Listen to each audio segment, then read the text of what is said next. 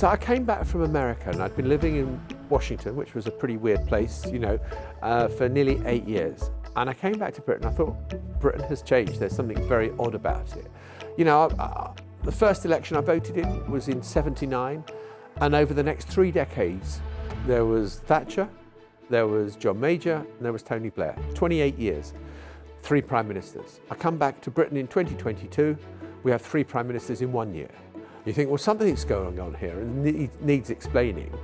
And I just thought it was a book that was worth exploring. Actually, since then, I kind of thought with the Starmer election, have we got more normal? And I think things are getting stranger and stranger still. And you look at Trump's re-election and the impact that's having on Britain. You look at the local council elections that have taken place, as we're recording this today or last night, and you think there is something funny afoot here, and that the sort of fixed anchor points that you've had in this country for a very long time are shifting.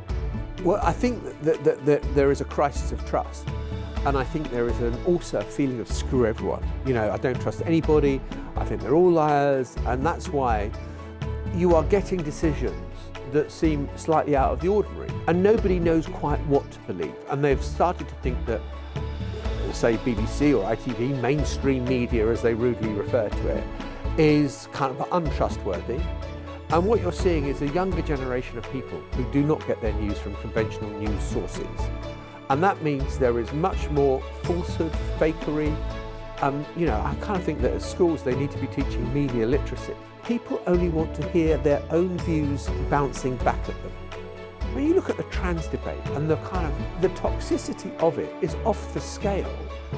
And you think, well, this is a ridiculous situation where an issue that affects very few people has been blown up into a culture war issue, sort of this totemic importance.